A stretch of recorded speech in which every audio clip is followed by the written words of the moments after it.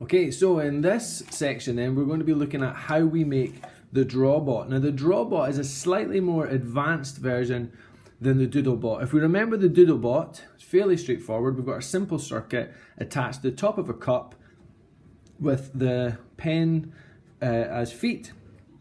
And as it vibrates, it doodles. And really, that's about as far as we take it. We can examine the circuit, we can talk about the design process, we can decorate our bots for different purposes, we could think about the different colors we put on the feet and how they mix and blend, but really this is the Doodlebot. The Drawbot is an opportunity to investigate some more of the variables and how changing these design variables impacts the movement of the bot. Now, it's going to differ from the Doodlebot because instead of using a cup, the Drawbot is actually going to use the underside of an egg carton. Now, I found that this is the best thing to use. So we just take the top off and we've got the bottom. Okay, now if you look at the bottom, we've got these lovely holes that are perfect for putting a pen through, and then we can secure that with a bit of blue tack. And then we've got the space on top where we're going to be able to put on our motor and moving it around, because the children are going to be doing an investigation. The investigation is going to be what happens when they change the location of the motor. So if I have the motor here in this position, how will the bot travel? But what happens if I attach it here? How will it travel then? Or what about if I put it in the middle? How will it travel? So the shape of this carton makes it perfect for this. They can also investigate the depth of the legs. So what happens if they have 3 normal size legs and 1 really long leg? How does that affect the travel of the bot or the shape and the pattern that it makes? So that's why I think these cartons are so good, because they're perfect shape. They're very cheap to buy. People tend to have these in their houses. The only thing to watch for, of course, would be if you have an egg allergy in your class. If you have an egg allergy in your class, then I suggest just using a thick bit of cardboard. And then what the children can use is they can use a motor like this, and you can see it's actually got enough height anyway that it's not going to be striking that bit of thick card. These are easier. The cardboard's a little bit softer, but if you did have an egg allergy, just a bit of stiff card would work fine as well. So I'm going to organise this and then show you the next step.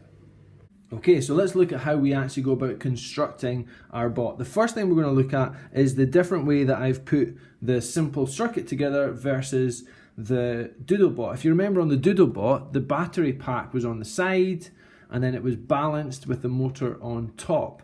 However, what we want to be doing with our Drawbot is we want to be changing the position of the motor on the bot to see how that affects movement. So what we're going to do instead is we're going to sellotape the motor onto the battery pack. Okay, now things to watch for the children is obviously that the sellotape isn't getting in the way of the counterbalance, that it's secured firmly, and that the legs stay attached.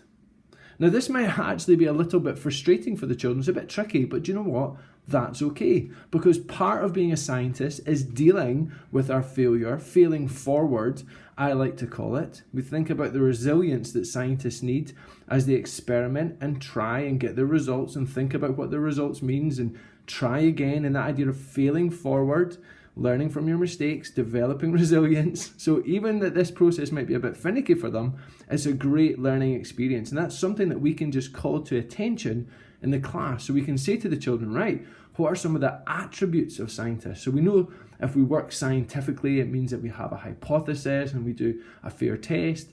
But if we're working scientifically, we're also working resiliently. And what does that mean? You could always look at Edison and his 10,000 failed attempts. So anyway, that's an aside. This is how we build the pack. You can see it's a very simple circuit secured at the front. For your egg carton, all I've done is I've chopped off these bits at the bottom so that it's pretty much flat.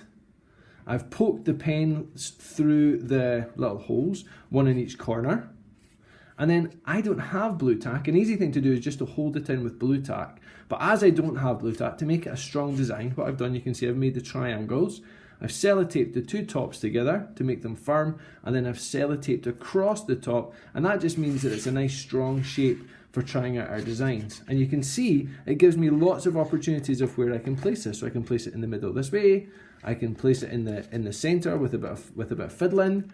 So we'll have a look at attaching that now, seeing how it works, and talking about the different things that the children can do. Okay, so that's me attached the motor then. You can see I chose to put it in the center of the long side. And what I'll be doing is I'll be taking the pen lids off, placing it on its feet, turning it on, seeing how it travels. And then what I'd be encouraging the children to do is take the motor off and see where else you can put it. So you could put it so it's between the two legs. We'll see that in a second, and we can look again. We can see what happens if we have some legs that are longer than others. So what happens if we have two long rear legs and two short front legs? How would that affect the direction of travel? So again, we're still getting that lovely doodle effect on the paper. The Drawbot is still making the art for us. We can still have that link to expressionist painting. But we're also doing that investigation about how do we make these robots move? How do they turn? How can we influence the direction of travel? So all that's going on there. Now, I'm not going to film all the different ways you can move the motor around. You can imagine that for yourself, I'm sure, but that's the simple Drawbot. What we'll do now is we'll have a look at it traveling, and then we'll talk about the JunkBot. Okay, so we've got the pen lids off. We'll put our Drawbot down, and we'll have a look at it move.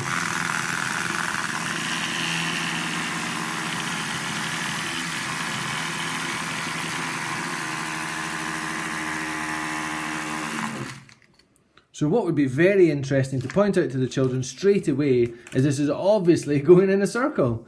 So what's happening with our robot that it's going in a circle? How can we make it go forward? Where could we move the motor? How could we organize the legs? You know, my guess would be long legs at the back, short legs at the front, motor at the back for making forward travel. But that's an aside. So just like the Doodlebots, the children can of course decorate their Drawbots, decorate them to look whatever they want, whatever context you're doing. But that is a Drawbot, slightly more advanced than the Doodlebot, as we're able to move the position of the motor and then think about how that affects direction of travel. So those are our first two bots. Drawbot, slightly more advanced. Doodlebot, the most simple.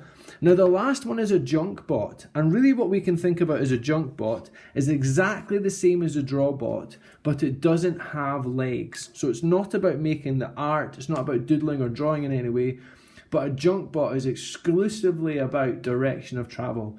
So for this one, the context that you could set up would be a robot race. Maybe it's going to be 1 meter long from start to finish, and the robots have to be able to travel in a straight line from the start to the finish. And then we're going to be seeing, once you've managed to address that and work out what's the design features you need to make forward motion with your robot, it'll then be about the fastest time to cover that distance from start to finish. So what is the best legs? What's the best material to construct your robot out of?